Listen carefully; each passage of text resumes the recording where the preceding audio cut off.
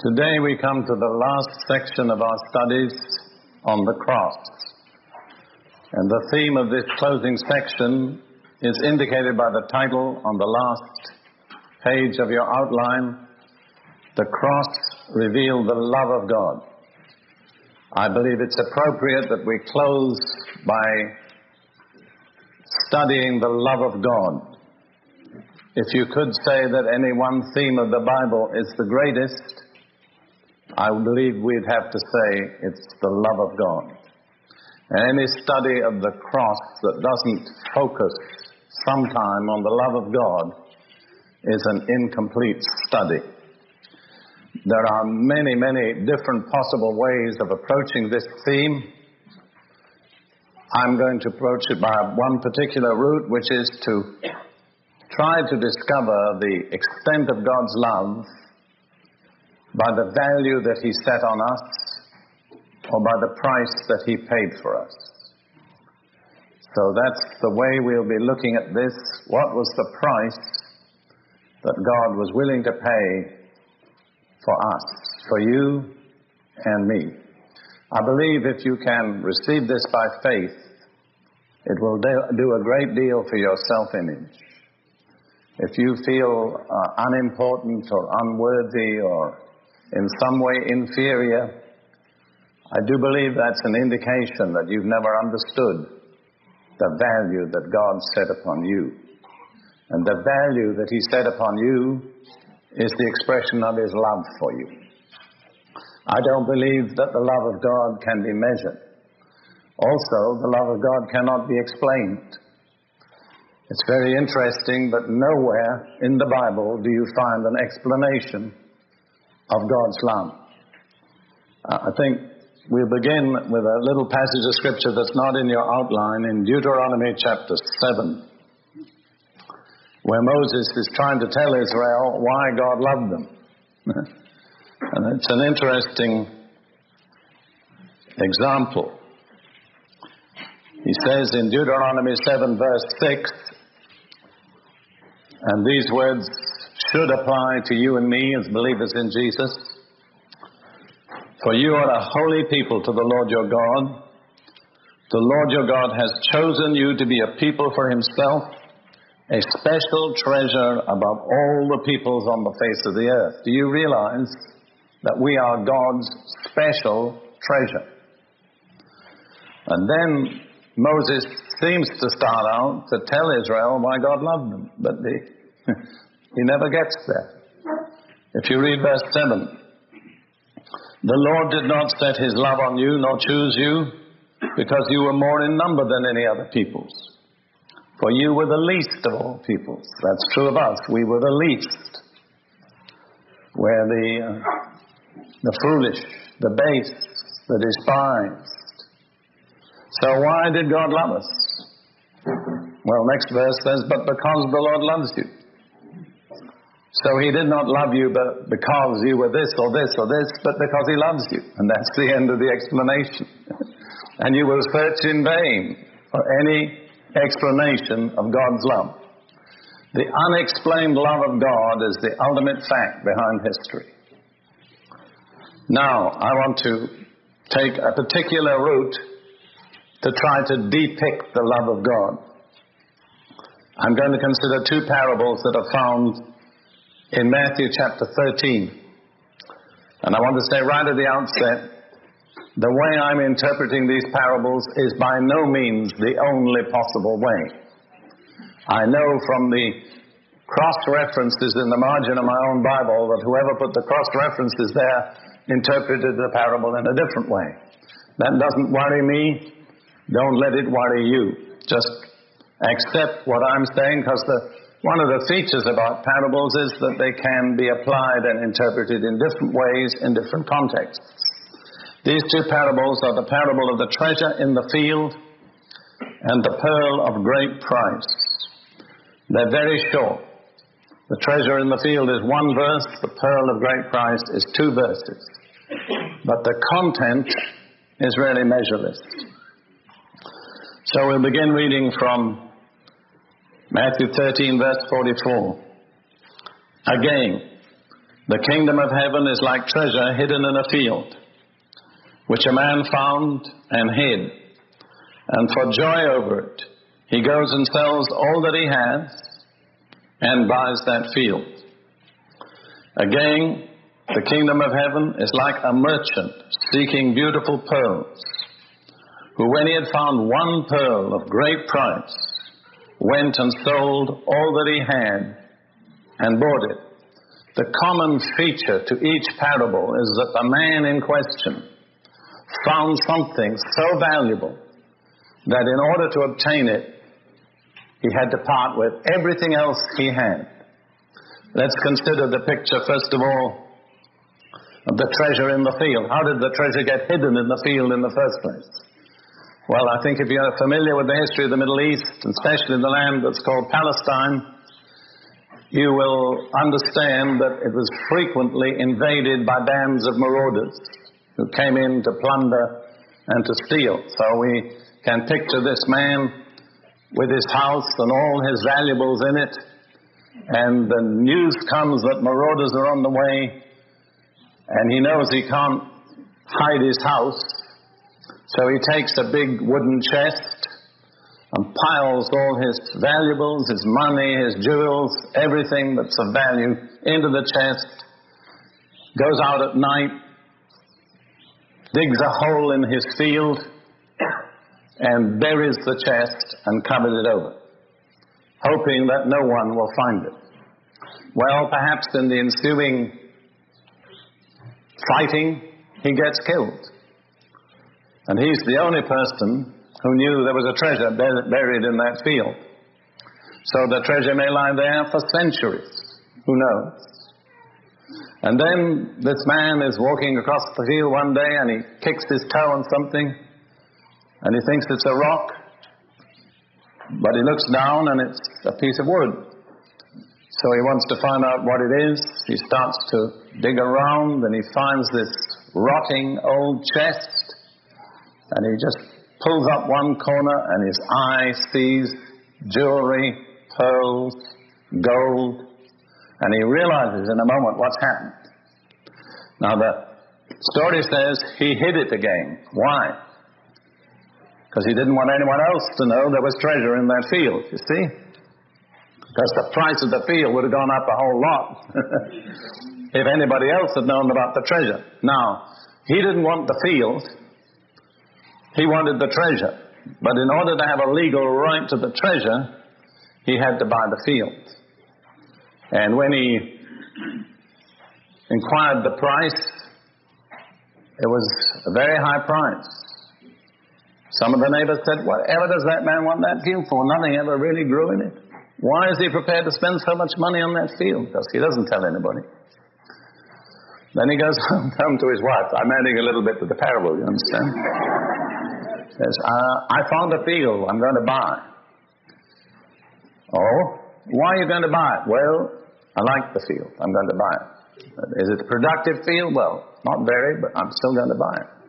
"How much is it going to cost?" And tells her the sum. She said, "Where are we ever going to get that money from?" Well, he said, "We're going to sell our house. We're going to sell our farm. We're going to sell our shop. We're going to sell my instrument. We're going to sell all that. Are you crazy? What are you talking about? What do you want that field for?" But he says, "We're going to do it anyhow." So he sells everything he has. Everything. He's left with nothing except the clothes on his back. He takes the money and purchases the field.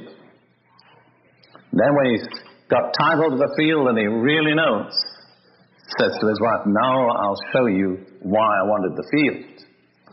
He takes her out and they begin to pry open the lid of the chest, and she sees all the tremendous value that's in the chest, and she's convinced at last.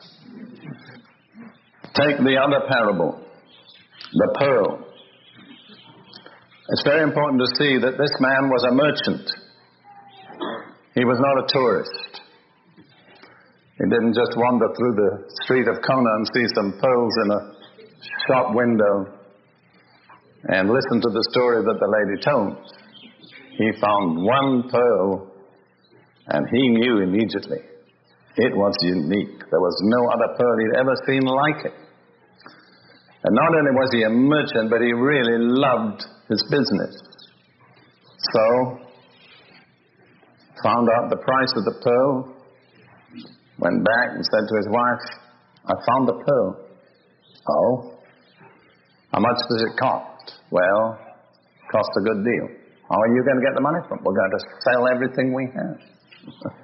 Are you crazy for one pearl? But he goes ahead and does it. Then he buys it. And then he holds the pearl in his hand. And he looks down at it and he says, I paid a lot for you, but you're worth everything I paid and more. Now those are parables, you see. I'm going to interpret them for you. This is the Prince interpretation.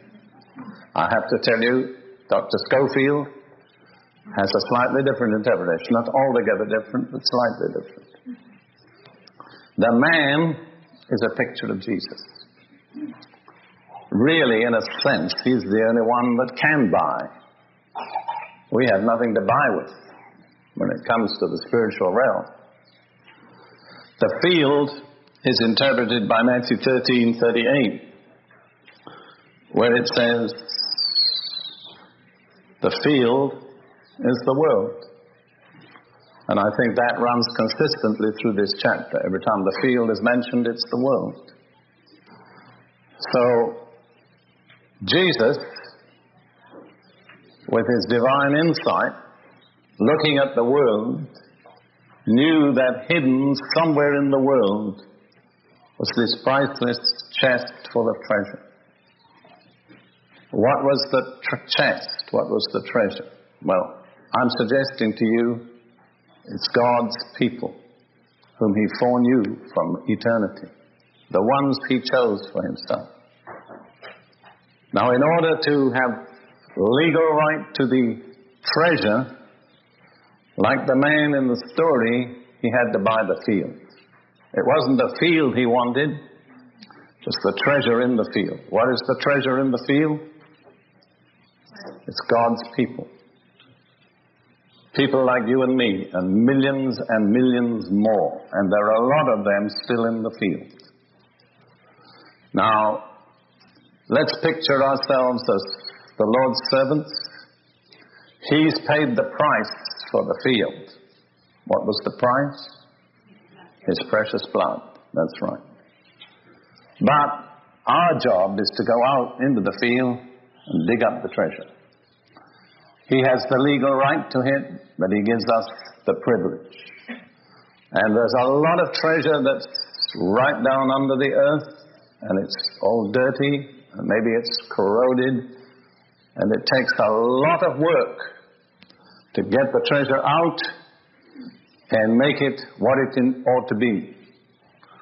Many years ago, when I was a new Christian in 1943, I'd only been saved 2 years. The British Army sent me to the Sudan, which is the country just south of Egypt. It was then a British protectorate or something like that, administered by the British government. The word Sudan means the black people. They're very primitive. The northern part of the Sudan is totally Muslim. The southern part is very primitive, animist, but is becoming Christian.